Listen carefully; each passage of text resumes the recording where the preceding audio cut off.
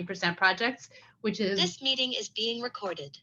Which is the opportunity to work on anything that you're passionate about. And so as my 20% project, I work on a program called I Am Remarkable. And I Am Remarkable is a 90-minute workshop where we teach people like yourselves to talk about their accomplishments in the workplace and beyond. And because if you don't talk about your accomplishments, you languish behind your peers, both at home and at work. And so I'm super passionate about helping people talking about their accomplishments so that they, because we all assume we do really good work, and everybody's going to recognize it. But reality is that's not the case. Reality is, 80% of the time you got to do your really good work, but 20% of the work time you got to tell people that you did it. Otherwise, somebody else will take credit for your work. And so the workshop that we do is 45 minutes telling everybody about why it's important to talk about their accomplishments. And then we make them write it down. It's a journaling exercise where you spend 10 minutes writing down all the reasons that you're remarkable. Believe it or not, it's not so easy. And then we ask people to come to the front of the room and actually get up and say, I am remarkable because, in my case, I'm remarkable because I just ran 5K for the first time ever. And we tell people, that's my 20% passion project. And it's amazing. Like, to me, it's what I do. And I just assume everybody, like in my own personal life, I always had difficulty talking about my accomplishments. And I thought because it's the neighborhood that I grew up in, where the women in my neighborhood don't talk about their accomplishments and they just sit down, do their job. And the men in my neighborhood talk more about their accomplishments. So I just assumed it was me. But then we did a presentation for like CIOs and CEOs, and they're all like, wow, you think we get up every morning and we know what we're doing? We've got the same imposter syndrome that you do, and we have difficulty talking about our accomplishments too. So ever since then, I've just become passionate about telling everybody why it's important to talk about your accomplishments, because if you don't, again, you'll languish behind your peers. And so that's my passion, and that's why I'm here today. Happy to go on, but happy to answer questions, whatever you guys would like to do, whatever is best for you. Yeah, thank you so much for that, Naomi. And what I took away from that is that like you should definitely portray yourself and your accomplishments, because nobody else would do that for you. And then would you kind of like explain kind of like what you do in your job and like what the cloud is and like your role in like engineering and like customer engineering and customer interface? Sure, absolutely. So the cloud, years ago, people didn't have their own data centers. And then everybody started getting their own data centers. So they would run their computer programs and run their operations in their own data center. But it got really cost prohibitive to run things, to buy all the equipment and to run everything. And let's say if I was a retailer, like for example, if I was Macy's or Etsy, I would have to buy enough computer stuff to make sure that I had enough for like Black Friday, for like my top peak. And customers were realizing that just didn't make sense because, most of the time I'm running at 10%, and the rest of the time I'm like, for that 3 days a year or 10 days a year, I'm running at 90%. So they'd be buying lots and lots and lots of computers for their peak time. And so people realized it makes more sense to run their operations in the cloud, which is a data center run by either Google, Amazon, Microsoft, various other cloud providers. And so I help customers figure out the best cloud that they should run in. And clearly in my case, I would say it's Google, but we help customers find out the right place to run their stuff so they don't have to have huge data centers just to run their operations. And when they need more, they just burst and they say, hey, cloud, I need more of this. Like I need more computers. And we just let them, because they pay as you go. They only pay for what they need and what they use at the time. So my goal is to make people's lives easy and teach them how to move things to the cloud. And customer engineering or sales engineering in general, everybody thinks of you major in computer science and you're going to go code. There's so many computer careers that are out there. Some, like in my case, it's helping people understand what their problems are and selling them software or selling them cloud, selling them whatever so they could run their business. And like there's so many different, so sales engineering is helping customers find solutions for their problems, whether it's the cloud, whether it's Salesforce, whether it's specific software. I teach customers to use the software that I sell. Perfect. Thank you so much for that. And I believe Keith has a question. He just put in the chat. He asked, what is the difference between iCloud and Azure data platforms? Are they working on the same data structures? So iCloud is Apple's cloud, whereby you back up, where you can put your iPhone stuff or your Mac stuff to the cloud. Azure is Microsoft's cloud, where they help you either where you can run Office 365 or you can run real computer programs and in Microsoft land. AWS is Amazon's and GCP is Google Cloud for Google. So everybody has their own cloud. They're running in different data centers. Effectively, they could all do the same thing. You can all run your programs in one of those clouds. Great, thanks. And we also have another question in the chat. It was a private message, but like, what are the advantages of the cloud? Like, kind of touched on this about how it's like convenient. Yeah. Yeah. So effectively, from a cloud perspective, you've got, like, if you run your own data center, you've got to build your own network, you got to buy your own hardware, you got to maintain it, you have to like patch it, and you need an entire group of people that will take care of the data center itself. And then on top of that, you need programmers to build the programs that you run, and you got to make sure that you take care of all of it yourself, and you need enough for everything that you do. But if you run in the cloud, we take, like, whoever that cloud provider is takes care of the data center, and then you just take care of your programs. And you could pay as you go. So if you need like a little bit today, you could use that. If you need more tomorrow, you could use that. You only pay for what you need. If you run your own data center, you need to make sure you have enough of everything for your maximum. So like if Black Friday and we've all like done shopping on Black Friday and watch things crash and go, oh my God, I can't buy the thing that was on sale. The cloud allows you to burst as far as you go. So all the shoppers that are shopping can get everything, and that company, whether it's Macy's or Bloomingdale's or Best Buy, because those are all the amazing deals, can get as much processing power as they need. Does that answer? And if it doesn't, please, I love interaction, so please talk. Yeah. And there's another question in the chat by Enki. He asks, in your opinion, what is the scope of a cloud architecture job in the future? So effectively, not only do we help customers architect their environment. So it used to be everybody ran VMs. They ran machines on actually years ago, it used to be real hardware. And then there was a concept called a hyperscaler, similar to, maybe you've heard of VMware, where you're able to run multiple machines on one particular set of hardware. And so the cloud, you could do that too. You can run lots of machines in the cloud. Or what we're finding now is customers are using things called containers, and they containerize their application. And you could look up Kubernetes or containers or Docker, and then they could scale up, scale down from a container perspective. When it came to like machines, you had to maintain the machine itself. You then had to patch the machine, then you had to run your program, and that was a lot of work. Containers, you just have to run your program itself, and the operating system is handled by the container itself. Honestly, the cloud is going to evolve. So there's going to, like, right now there's Kubernetes and there's stuff like that, and containerization is the latest thing.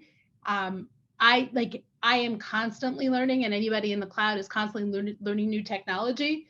So when it went from like mainframe to distributed to VMware to like containers, we're always learning new things. And I think whatever that sales engineering job will be in the future, we'll be learning that new stuff and helping customers learn those the new technologies, and helping them architect and helping them, so right now you can lift and shift, and you can move whatever you have on-prem to the cloud, or you can lift and modernize. You could take it and you can make it more efficient. So if you take what you have on-prem right now and you move it to the cloud, it's going to be still the same mess that you had on-prem and hard to maintain. But if you modernize it with containers, it will be easier to maintain. And to answer your questions, I don't even know what the next thing that will be out there, but you will always be learning new technology and helping your customers learn that new technology. Do you hold any certifications for competitors of AWS and Azure? So number one, I have everything but one Google certification at the moment. There's a new one that just came out. So I do have all of ours. I used to hold 3 of AWS's. I have not renewed them, and they need to renew every 2-3 years. And I have enough work keeping up on the 11 that I have with ours and our 12th that just came out. can you get a job with Google career certificates? You can. And there's like, we're coming out with a new, there's a project management certificate that's out there that I highly recommend. The database certifications that are out there are a good intro to stuff, but I would recommend going deeper. There's a security one coming out that's also really good. We say you can get a certificate, that you can get a job with it. You might be able to get an intro job.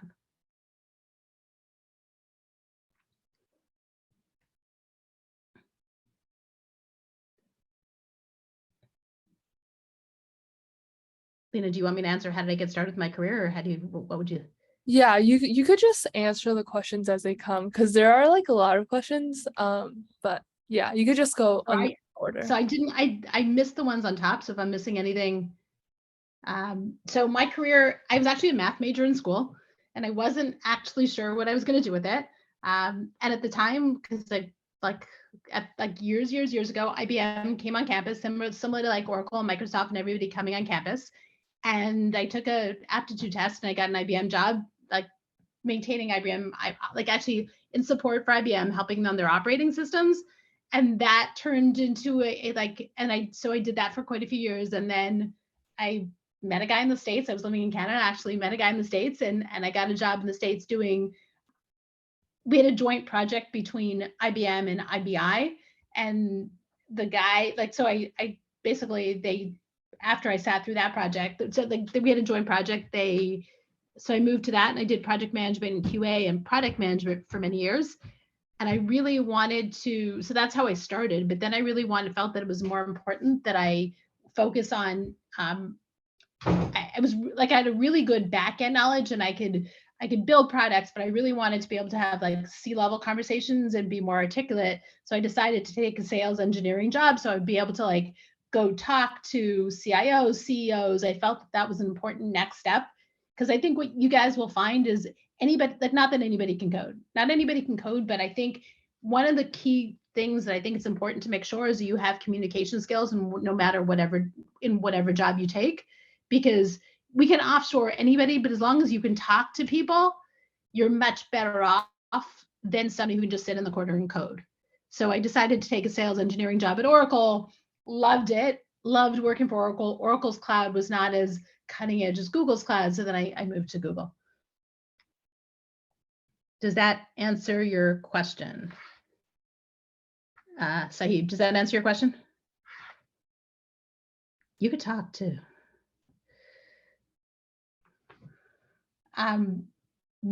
Yes, and Keith, you can ask your question by unmuting your mic, please. Yeah, am I audible, ma'am? I can hear you.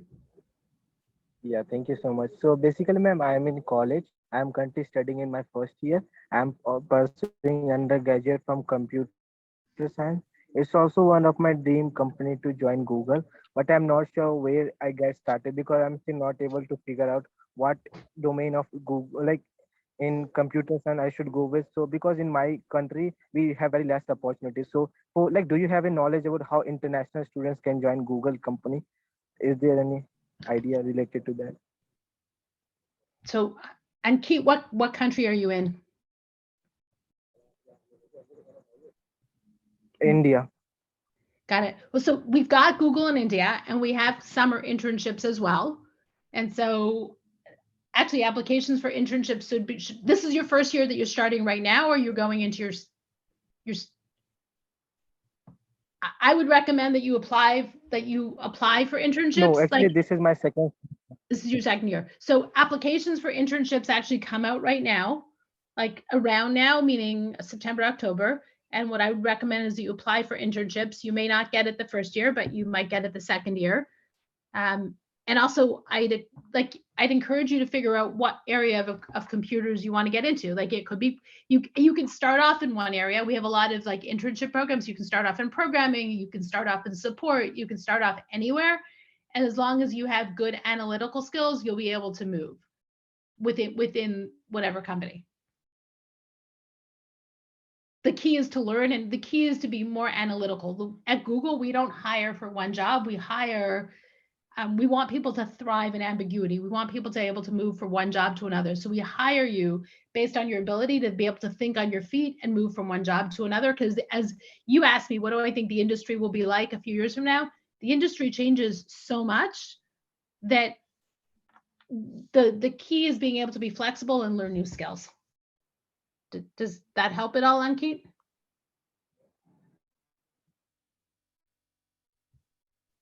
Learning coding from my first year. Like I have been learning full stack development, and even I am interested in software development part.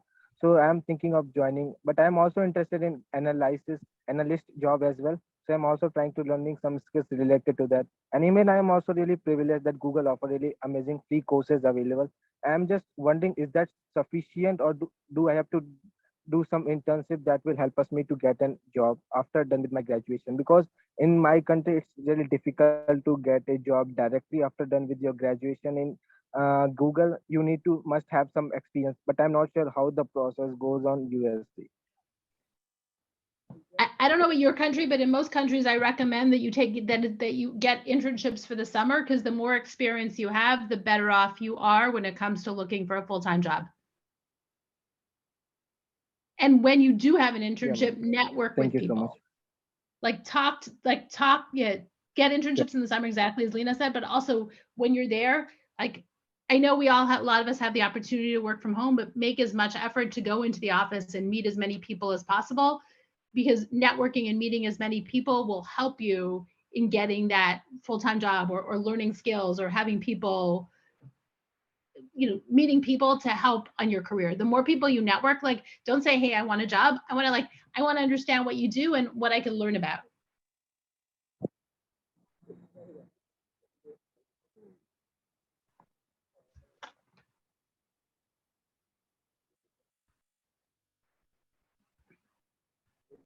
Thank you so much, ma'am. Welcome. Yeah, and I think Notion had a question. Notion, do you want to say it out loud? Like you put in the chat a while ago, but if you want to say it out loud, or Sure, I can say it. So, what do you think is your favorite aspect of your job, and what is an aspect that is not the most likable by you? So, the favorite and the least favorite. So my favorite part actually is really working with customers and helping customers solve their problems. And whether it's in my day job of customer engineering, or whether it's, like in my I'm Remarkable, is like I love helping other people. And so super exciting. Every job has like administrative stuff, or like, escalations, or like I love helping customers. I hate the stress of, oh my God, we're like somebody's system is down, I need to help them. But at the end, I really do enjoy the fact that I was able to help them. Every job is going to have a part that you like, and every job like changes every year, and there's always things that change. That's just reality. But helping people is my passion.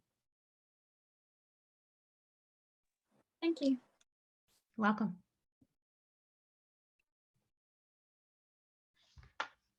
And for the 20% project, how does that work? So honestly, from a real perspective, they say you could have a 20% project, and like, whether it's one day a week that you could do that, or whether it's 20% of your day, that does it. Reality though, is that nobody really has, like, we call it a 20% project, but it's really like 120%. Like you have to, in order to get like 20% projects, you have to be really good at your job. And your manager will never say, go take a 20% project and only do 8, and don't do your job. You have to be really good at your job, and then you can pick up other things that you're passionate about. What's really nice is you could pick up anything that you're passionate about as long as you're doing your job. Are there some managers that give you one day a week to work on it? They do, but the point being is you have to make sure your job comes first. You can totally choose those 20% projects. So it might be coding for another group. It might be, talking to students. It might be teaching other people. You could totally choose what that is. And many people even have more. As long as you're doing really well at your job, you can pick up as many 20% projects as you want. You just have to be really good at your day job. Anton, does that help? Does that answer it? Yes, thank you. Anton, where are you based out of? New York. Cool. And Yeah. what college? What university are you in? I'm still in high school. Oh wow, nice to meet you. Yeah, like the majority of us are like in high school. Like I'm personally still in high school, but like there are some people in like college already. So like yeah, it is more about like, youth, but like people 21 and under. But yeah, they are very interested in like career stuff already. So yeah. And I think Samuel has a question. He raised his hand. Hello, good afternoon to everyone. Hi, Samuel. Thank you very much for the opportunity. Please, I am from Ghana, West Africa, and I wanted to find out if you have any idea of the possibility of Google coming to Ghana, or if Google has any plans for the young talent in Ghana. Unfortunately, I don't know. I have no idea if we are. That being said, you could definitely apply for internships. No matter, like, we do sponsor students, so I don't know about us coming to Ghana. I'd have to I apologize. Okay, thank you very much. What advantages do Google workers receive? So working at Google is really cool. It happens to be one of the coolest places that I've worked at. We have a gym. We've got free food. At Google, like it's kind of like your life. So it's kind of like your life. So we have little kitchens everywhere. Like every few hundred feet, there's a little kitchen, so we can get snacks and stuff like that. Lunch is free. We got great cafeterias. We got a great gym. Our campus in California has bicycles, so we ride bikes around. We really try to recreate Google to be the college campus. So we really it's actually kind of interesting. Our coffee machines are 20% slower. And when I first joined Google, it was like, oh my God, I hate this. It takes so long to get coffee. But the reason our coffee machines are slightly slower is because they want us to talk to the people behind us. They want us to meet people. Like they really, when we go for lunch and like we have free food and we have we support everybody's dietary requirements. It's super cool. But they want us to line up because they want us to learn to meet other people, and they want us to meet other people and find out what they do. And maybe we could want to switch to their job one day. So it's like, I mean, our benefits are great, but the cool part is it's really like everybody's friendly. And we just, like, for those of you that are in New York, once a year, we take everybody somewhere. So sorry, we just came back from Governor's Island. So we rented out a good part of Governor's Island. We took all of Google New York, which is like 8,000 to 10,000 people, to Governor's Island on a weekday. It's a cool place to work, and we get a lot of Google swags. If you look around my office, I've got like tons of water bottles and tons of pillows, and it is we have arts and crafts, like those plants back there I actually made at work because we really want to we want everybody to bring their full self to work, and we want everybody to feel comfortable who they are. And so we have really cool activities for everybody to meet each other. So yeah, Lena, fun fact is we do give everybody free, like the minute you walk in the building in the morning, you never take out your wallet because everything in the building is free. So like we have free snacks and lunch, and you can get we get massage points. So every year you get however many massage points to have massages at work, and we have couches and games rooms, and like you have to get your job done, but it's a cool place to work.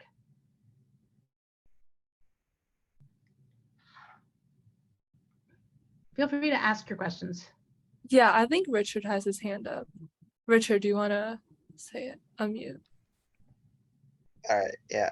Hello. So in your industry, how much value do you think security clearances like a top secret hold, especially in like Google Cloud? Like, do you think that those like clearances hold any value, like for like a higher level job than, let's say if you don't have one?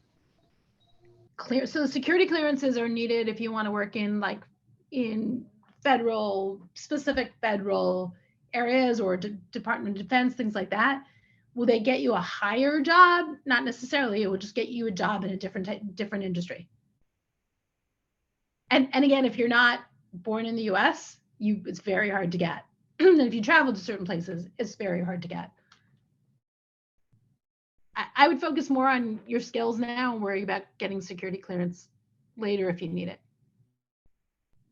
All right, thank you.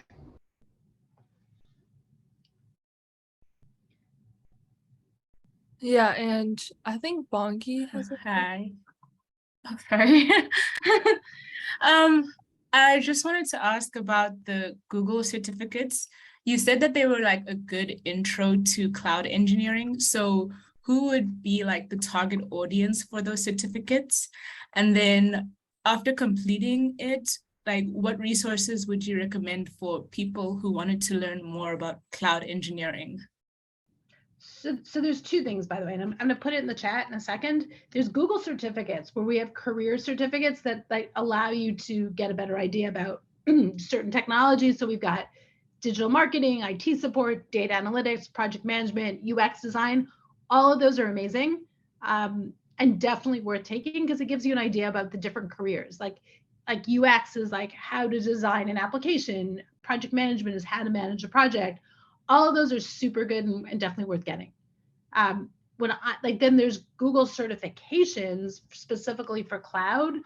I would suggest that you probably would need a college degree to get. And so it's nice to know the cloud, and you should definitely, as you're learning whatever technology, whatever computer technology you're learning, it's definitely worth getting a certification, whether it's ours or AWS's, because when it comes to an interview, what interviewers are looking for is the fact that you want to learn. It's less of, oh my God, what do you know? But it's how can you learn and what do you want to learn? So everybody's looking to see that you're motivated and you're learning new stuff. The Google certificates are definitely worth getting though, like being able to understand project management or being able to understand UX design. All that stuff is really good for you because it will help you figure out what kind of career you want moving forward. Oh, okay, that's cool. Thank you. No problem. Yeah, and I'm just scrolling up in the chat, and Keith did ask a question, up in the chat earlier. He asked, what does the work life look like in Google? Is it too much work there? So we really, really, really do strive to have a good work-life balance. And I think what you'll find in your career is it's as much work as you want to put into it. Clearly, you've got to put your 40 hours in. Some people, I think some people work crazy hours because they want to work crazy hours. Some people work typical 40 hours. I think, throughout your career, throughout your life, depends where you are in your life, there are times that you're going to work crazy hours because you like it. There are times that you you're building a family and you don't necessarily have the time to work crazy hours, or you don't want to work the crazy hours. I think every job has its pros and cons. And I think, as it's not, I could work less hours than I do. I happen to like working long hours, if that makes sense.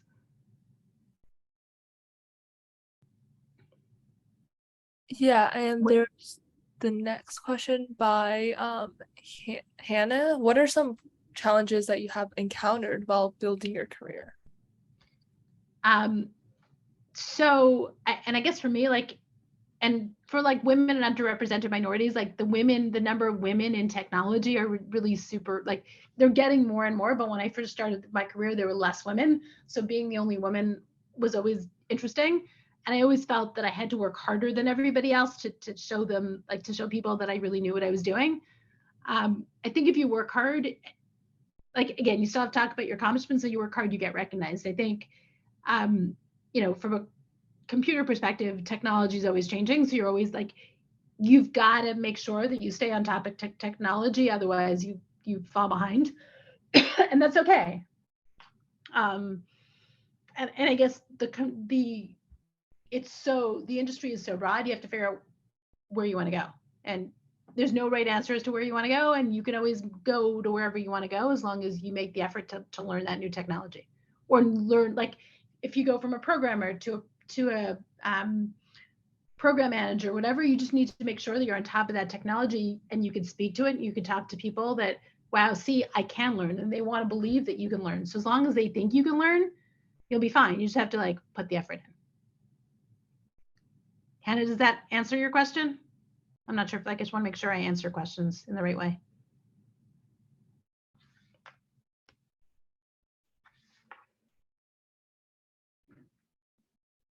what skills, knowledge do you need to work at Google as a software engineer? So effectively programming skills and analytical skills. I think we definitely check, like if you Google the word GCA, cognitive ability, we check to make sure that everybody, not only do you've got good programming skills, but you've got good analytical and cognitive ability. So you can, that's not that you're not just a robot and you follow things, that you're able to make the right decisions and lead through ambiguity and things like that. Do you get the opportunity to work with other departments at Google? Absolutely. I will say that that's the coolest thing is like, for me, I'm working with like my sales engineers, I'm working with people who build the product, I'm working with marketing to run with events. No matter, like, I recommend that even if the group that you're in only works with that one group, that you meet other people, because that's how you begin to thrive, by learning and meeting people. Yeah, and Shreya has her hand raised. Shreya, do you want to ask your question out loud? I wanted to ask, you talked about like the Google certification and stuff with digital marketing, etc. What other opportunities are there for us as high schoolers to be able to get involved and like have experience with Google? So definitely the certificates. We've got, I don't think we have a high school internship program. I'm actually pretty sure that we don't. But you could definitely work on like pretend like, there are girls who code and things like that. That is something that you could definitely get involved in. They're definitely taking the certificates. I don't think we have a lot of high school opportunities. We definitely do tours of Google, though. We could potentially arrange a tour for your high school. If you're in whatever city you're in, that's definitely something we do get involved in.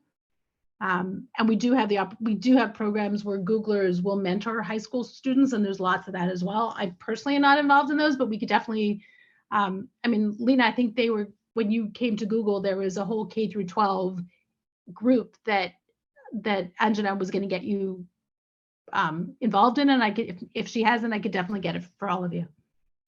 Yeah, I was actually gonna ask, do you want to do like a GYEF New York City exclusive like tour of the Google? Because like I went there, and I was just wondering if there's like a way for like, like GYEF members to come, or like, yeah.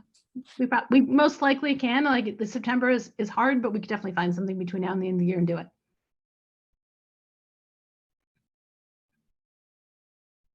Yeah, I think a lot Lena has my contact information. We could work on it. Yeah, we could work it out. So stay tuned, GYEF members. We might do it like in the fall. Yeah, so yeah, I'll definitely arrange it out.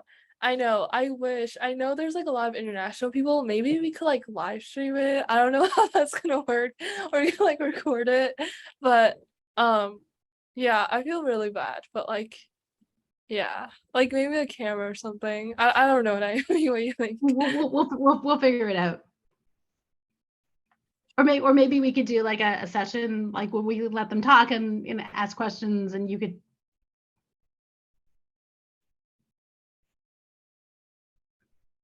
The campus is cool, but it is very cool. However, don't forget, we go to work to do work. Like most of my days, I don't get to see like the cool parts of the campus.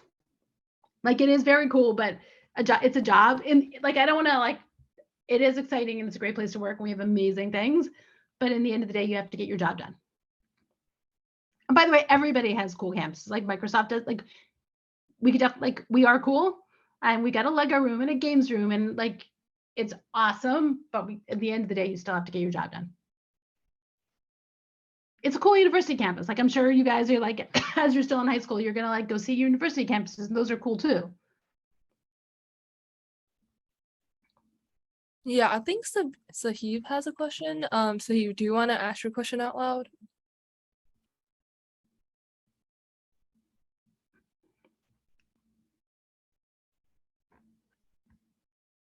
So what's the question? Your mic is not working.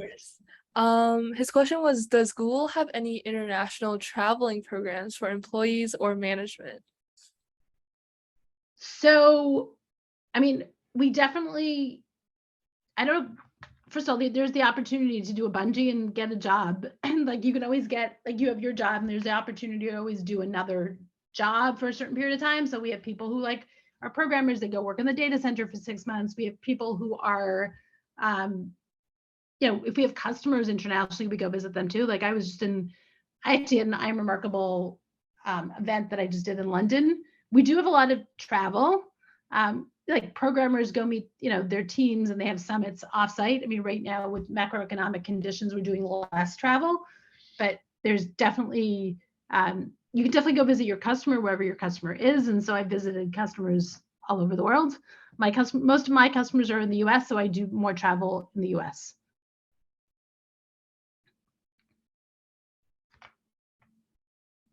How to get a job at Google? You work hard, you graduate college, and you apply. And you try to get internships in the summer.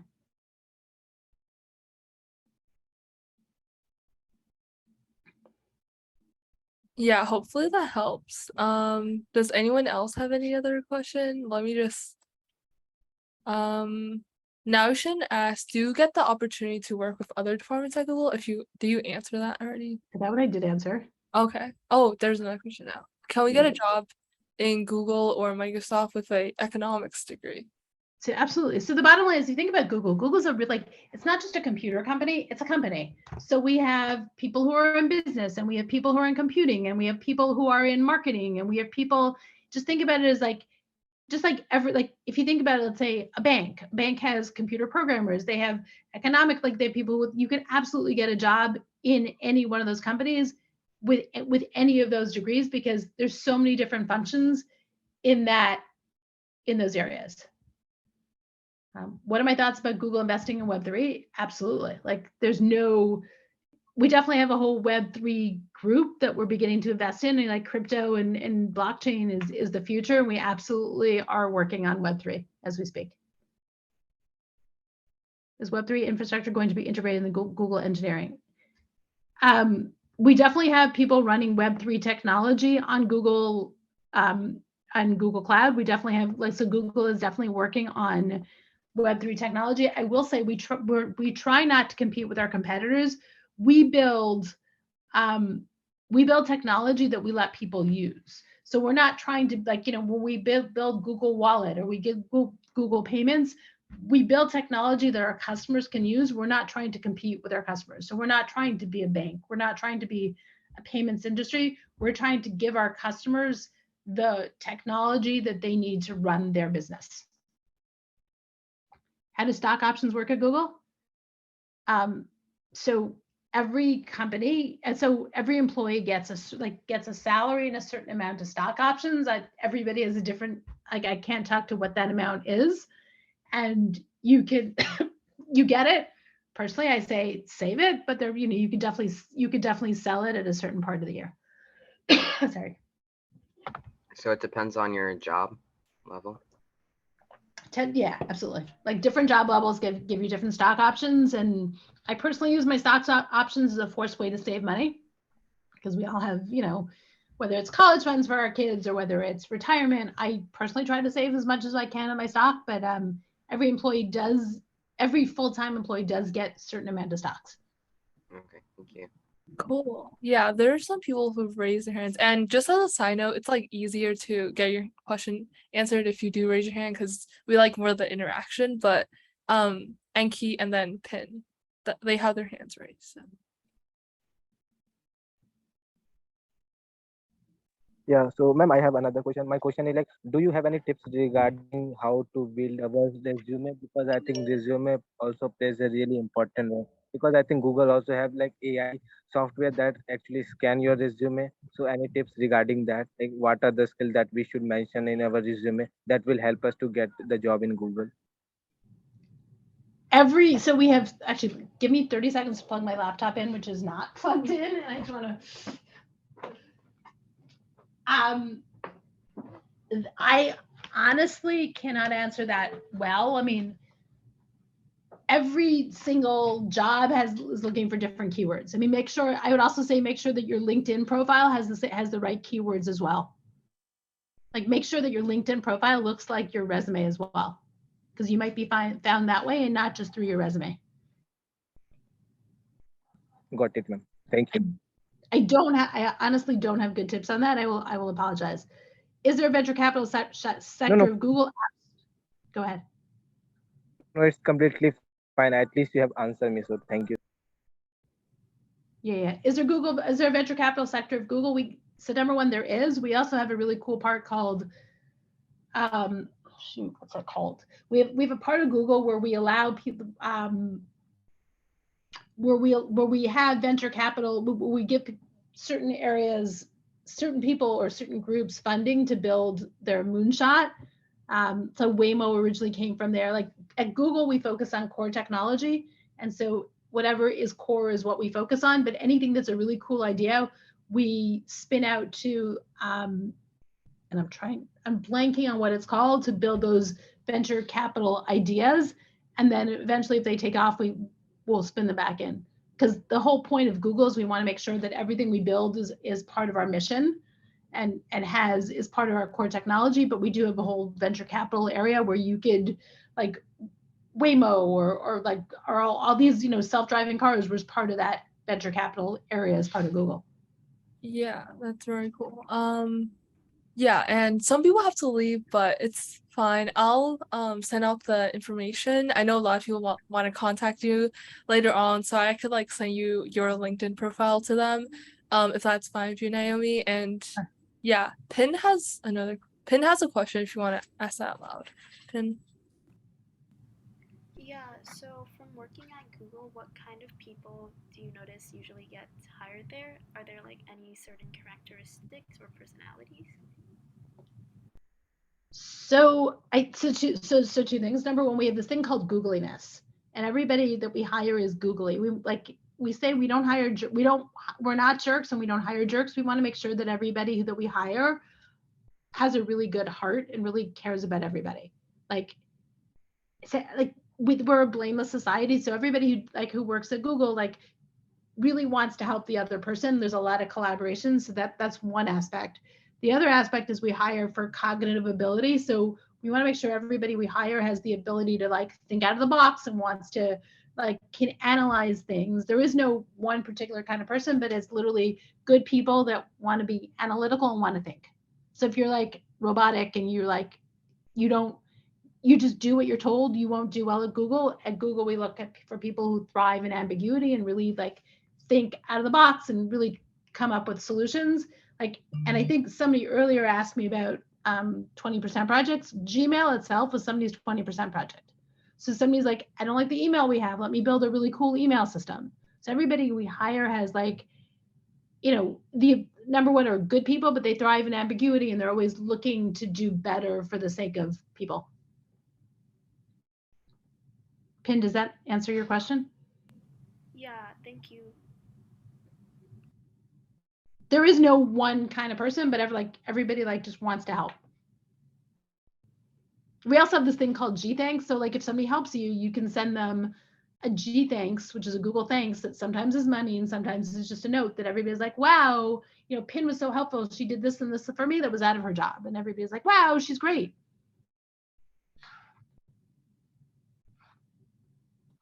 I have a question.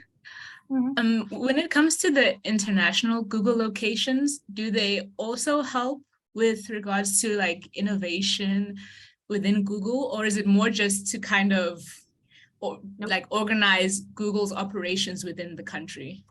No, we've got development and everything. We've got different functions worldwide. So we have development all over the world. It's not just in the US. I'm sure there are certain international locations that are smaller than others, but the goal is we have development organizations, we have technology being built and ideas being spun off everywhere. Oh, okay. In fact, we were testing drones for delivering food way out in, I want to say New Zealand, but I don't remember. We just do cool things everywhere. And the reason we were doing it there is because there were cornfields for miles and we could test far out. Oh, that's cool. That's because there's a Google South Africa, but I don't know if it's just like I said, they just take care of South African operations, or if you get in there and then you start working and then you just end up being transferred to the US.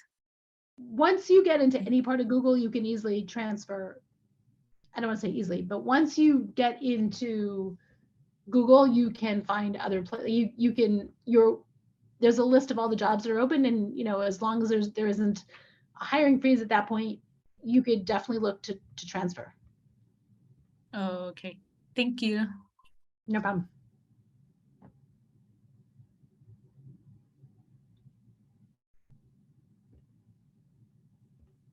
Yeah, there were a lot of other questions in the chat. Let's see. Any tips to stand out from other applicants? Again, I'm not in our recruiting.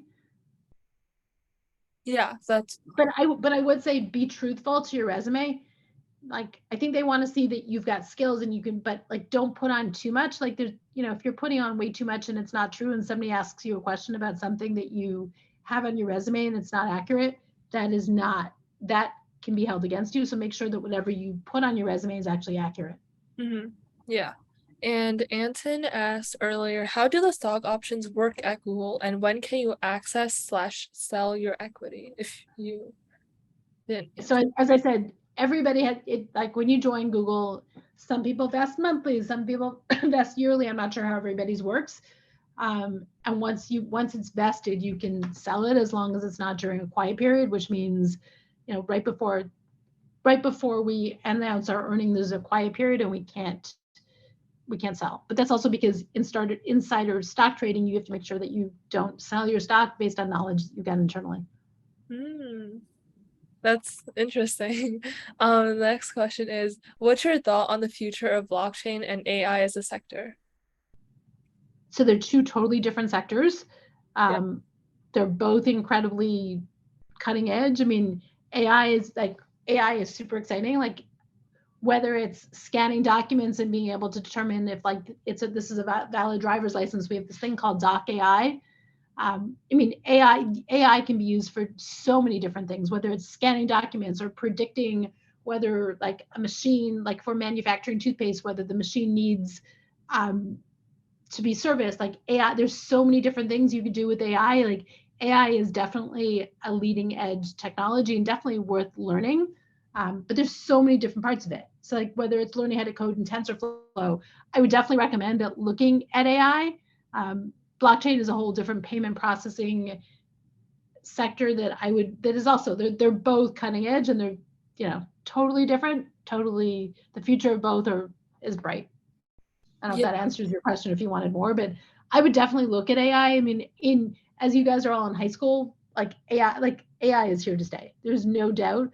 Like, facial recognition or all these different cool, like, those are all AI. AI is so many different things, whether it's facial recognition, being able to like mammography, when you go to a doctor, that they could read sonograms so much quicker with AI and determine if somebody had, like, there's so many different parts of AI. It's not just one thing, but it's here to stay. And whether it's prediction of, are the stocks going to crash? Is this person going to die? Scanning in documents, that's all part of AI. Yeah, and I just put Naomi's LinkedIn in the chat. You could contact her there. But I hope you found the session informative. We went through like a lot of stuff. Yeah, you guys could also put your LinkedIns in the chat. We could all connect with each other right now. But before we do that, can we like take a group picture? I know Naomi was really helpful, and it's really nice if we could put like a face to the names to the people who asked the question. I think Naomi would appreciate that as well, especially since there's like a lot of international people. Like, it'll be cool to see like, what you guys look like, and yeah. So if you guys want to turn on your cameras, that'd be... Alina, please send me the picture. I'm super excited. Yeah, this was yeah. Like, Naomi wants the picture, so guys, turn your cameras. But let me just start taking the picture in 3, 2, 1, and smile. Okay, perfect. And let me also just put in the attendance form for today in the chat, and you guys could put your LinkedIn in the chat. Richard's doing it already. So yeah, just connect with each other. Definitely this is a great time to network with each other. And thank you so much again, Naomi. You were really, really helpful, and I'm sure everybody else feels the same. Lena, thanks for arranging this. This was amazing, and thanks for inviting me. Yeah, of course. Yeah, and I'll like reach out to you more about if we could arrange like a potential tour, but we could like discuss more about that on LinkedIn if that's fine with Sure. you. Yeah. But yeah, thank you all so much for coming. We're sending the meeting recording after this meeting is over, maybe like in a day or two. Just also be sure to be in the Google Classroom to have like, cause it uploads faster there. So yeah. Oh, can you please take one more picture? Okay. Okay. Let's do it in 3, 2, 1. Oh, and Keith. Do you want to turn on camera? Okay. In 3, 2, 1. Perfect. Thank you so much. Thank you all so much for coming. It was nice seeing you guys. See you guys next time. Bye, guys. Have a great day.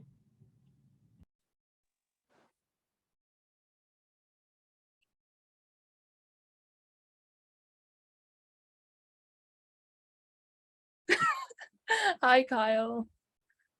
Bye, guys. So can you share the Google attendance form? I can't see Oh, in the chat. yeah, I could.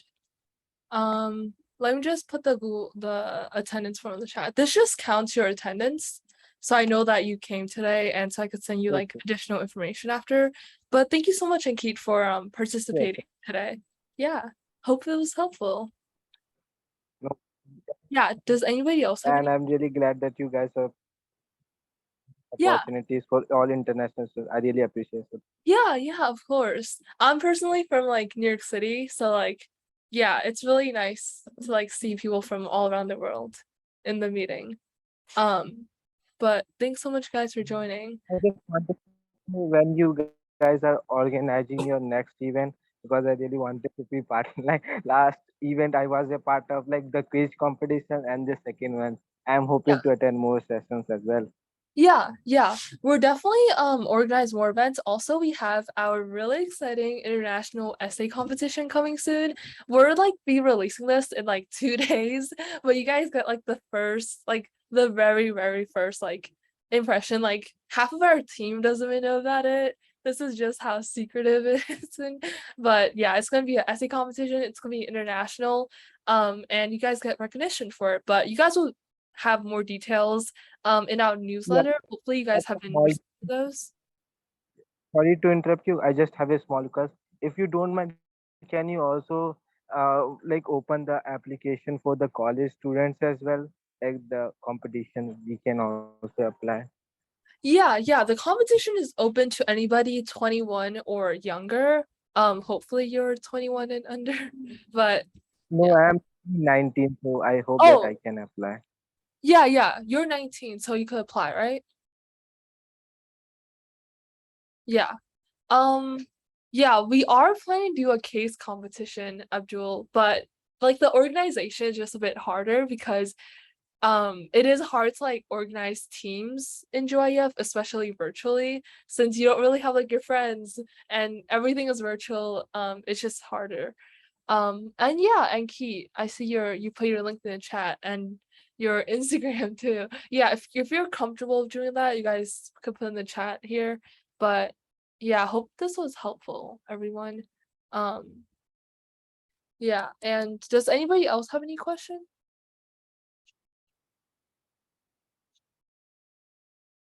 Okay. Yeah, thank you guys so much for joining. Hope you guys enjoyed it. I'll send the recording after this ends.